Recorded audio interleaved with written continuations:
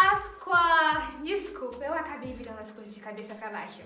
Mas sim, a Páscoa tá chegando. Ai, eu amo tanto a Páscoa. A Páscoa significa chocolate, família e, acima de tudo, Jesus está vivo. Jesus é o Filho de Deus, mas ele escolheu virar todo de cabeça pra baixo para colocar nós em primeiro lugar. Isso sim que é humildade. A Bíblia são 66 livros com histórias, relatos, cartas e poesias que juntos formam a grande história de Deus. Esta épica aventura conta como Ele nos criou e nos ama tanto que encontrou uma maneira para nos resgatar. Enquanto navegamos pela Bíblia, de Gênesis até Apocalipse, descobrimos pessoas que conheceram a Deus e tiveram suas vidas mudadas para sempre.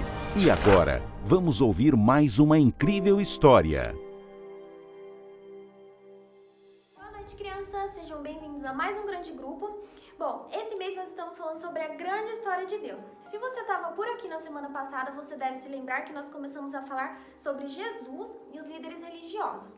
Jesus estava ensinando o povo de uma maneira incrível e os líderes religiosos não gostavam nada disso. Por isso eles queriam acabar com Jesus. Mais uma parte importante da nossa história é que um dos amigos mais próximos de Jesus, chamado Judas, decidiu entregar Jesus por apenas um pouco de dinheiro. Enquanto Jesus orava no jardim, a multidão decidiu levar Jesus, e Jesus permitiu que a multidão levasse. Só que seus amigos mais próximos acabaram se distanciando de Jesus. Os amigos mais próximos de Jesus, Pedro e João, decidiram continuar seguindo Jesus até o sumo sacerdote. Pedro não queria ser preso, ele estava com muito medo. Enquanto ele estava lá esperando no palácio, uma mulher perguntou a ele se ele conhecia Jesus, se ele era um discípulo de Jesus. E Pedro negou, ele disse que era mentira. Lá dentro, o sumo sacerdote começou a questionar Jesus, perguntar a ele várias coisas sobre o que estava acontecendo. Olha só o que Jesus disse. Eu falei abertamente ao mundo, sempre ensinei nas sinagogas e no templo, onde todos os judeus se reúnem. Nada disse em segredo. Por que me interrogas? Pergunta aos que me ouviram. Certamente eles sabem o que eu disse. Enquanto eles estavam lá no pátio do templo, estava bem frio. Eles decidiram ficar com a multidão do lado de uma fogueira. E as pessoas começaram a questionar muitas coisas a Pedro. E mais uma vez uma mulher perguntou se ele era um dos seguidores de Jesus. E sabe o que Pedro fez? Novamente ele disse que não. Mais uma vez, um homem reconheceu Pedro e perguntou se havia visto ele no jardim, se ele conhecia Jesus. E pela terceira vez, ele disse não.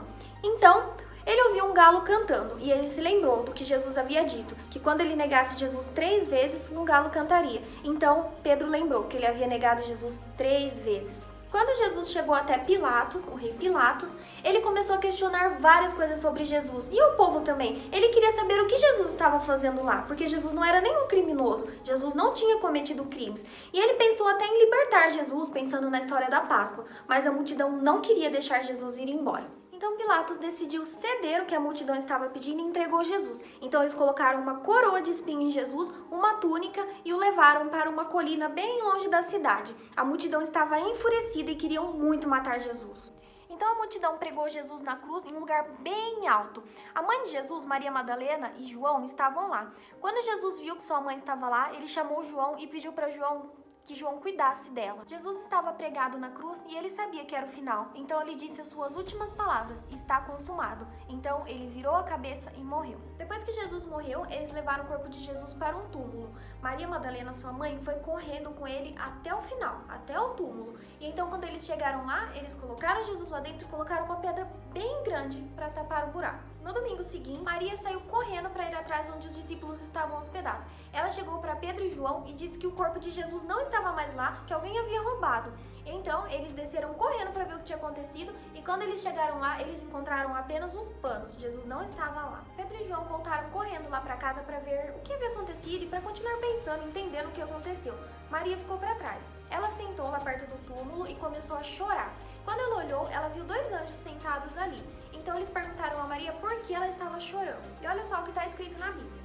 Mulher, por que você está chorando? Então ela disse, levaram embora o meu Senhor. Enquanto Maria estava ali chorando, ela virou e viu alguém. Ela achou que era o jardineiro. Então ela foi perguntar ao homem aonde estava o corpo de Jesus, se ele havia visto.